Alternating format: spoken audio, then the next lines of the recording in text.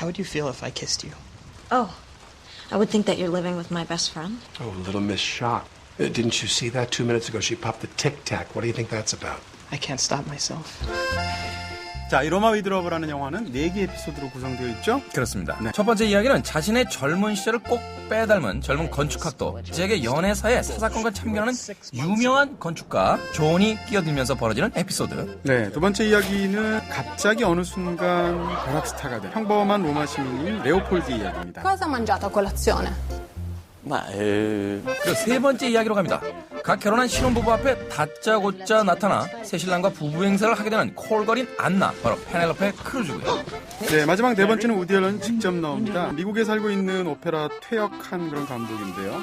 사돈 어른에게서 기가 막힌 오페라 가수로서의 재능을 발견하게 되죠. 그러면서 펼쳐지는 또 하나의 요절복통의 이야기까지 모두 4편입니다.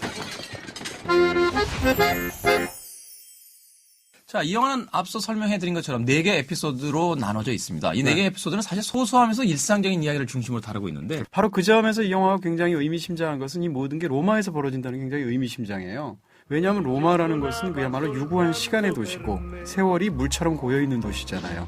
거기서 펼쳐지는 인간의 온갖 참태만상과 허소동들이 사실은 유구한 역사 속에서 보면 얼마나 부질없는가, 그 모든 게 얼마나 허무한 일인가라는 것을 이 영화가 자연스럽게 코멘트하고 있는 거죠. Your problem was that you were just a little ahead of your time.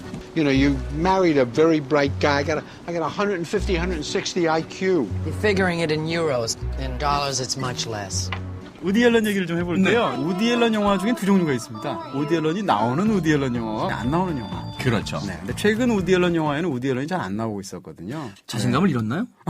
근데 이 영화에서 다시 모습을 보여주고 있습니다. 근데 재밌는 건 이 영화에 등장하는 우디 앨런이 실제 우디 앨런의 모습으로 알려진 모습하고 굉장히 비슷해서 자기가 자기 스스로를 희화화하고 있어요. 사돈 어른을 만나서 처음 만나서 악수를 하는데 상대방이 장의사라고 하고 손이 좀 약간 지저분하거든요.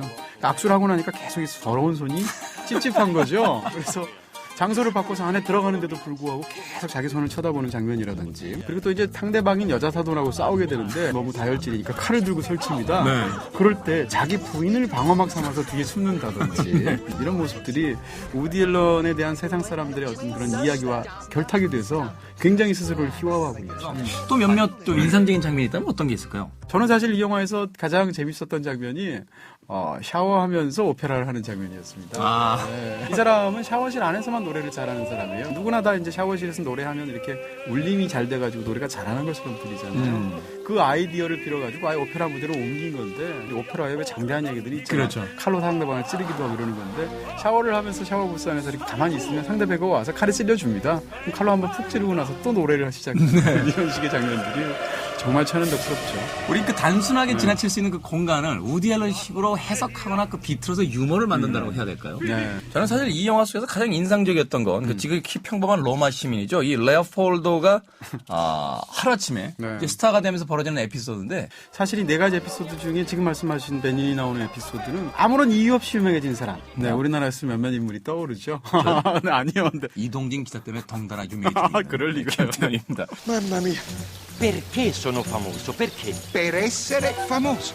예를 들어서 페리스 힐튼 같은 사람을 있죠. 네. 흔히 페리스 힐튼을 묘사할 때 유명한 것으로 유명한 사람이라고 말을 하잖아요. 영화 속에서 사실 베니니가 왜 유명해지는지를 전혀 묘사하지 않습니다. 그러니까 그런 그 넌센스 코미디를 가지고 이런 일종의 미디어 풍자극을 만들어서 맵게 쏘는, 깔끔하게 코팅을 해서 그렇지 사실 안에 담겨있는 건 굉장히 차갑고 인간을 바라보는 굉장히 냉소적이면서도 싸늘한 어떤 블랙 코미디 같은 거예요. 바로 그런 부분에서 가장 인상적인 장면이 이런 겁니다. 그 여자친구의 친구와 사랑에 빠져버린 잭에게 갑자기 존이라는 인물이 나타나서 다 어떤 인생에 대한 충고를 하죠.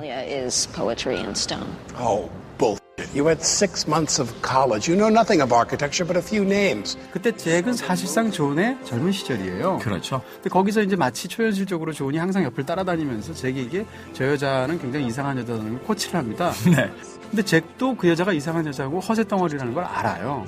그럼에도 불구하고 욕망 앞에서 그 여자한테 계속 끌려가게 되는 건데, 이 얘기를 통해서 하고 있는 바는 인간이 모든 것을 다 안다 하더라도 같은 실수를 계속 반복한다는 건데, 사실 이 영화의 첫 장면에 그 얘기가 있습니다. 어떻게 담겨져 있죠? 교통순경이 로마에서 이렇게 막 교통정리를 하다가 사고가 나는 게 첫 장면이에요, 영화에.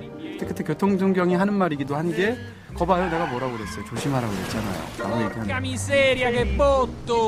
조심을 해야 된다는 걸 자기가 알면서도 사고가 나면 내가 조심했어야 되는데 그게 인간이라는 거죠. 알면서도 똑같은 실수를 계속 반복한다는 건데 그런 것을 영화의 첫 부분에 이미 심어놓고 있습니다. 결국은 나이를 먹어도 삶에 있어서의 그 무수히 많은 욕망에서 비껴갈 수 없고 똑같은 실수를 저지른다. 그렇죠. 그래서 저는 그런 생각이 들었어요. 네. 욕망을 이기는 가장 유일한 방법은 욕망 앞에 굴복하는 것이다. 네. 난 그렇게 살아. 이게 궤변인 것 같아. 말도 안 되는. 네. With age comes wisdom.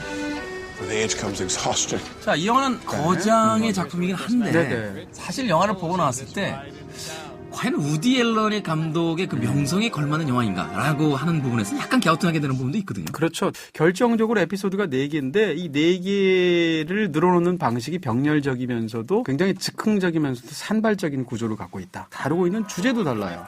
베니니 얘기는 사실은 명성에 관해서 다루고 그렇죠. 있죠. 네, 다른 것은 뭐 욕망에 관해서 다룬다든지 혹은 뭐 죽음이나 은퇴에 대해서 다룬다든지 다 다른 얘기들인데 이 4가지 사이의 균형이 안 맞고요.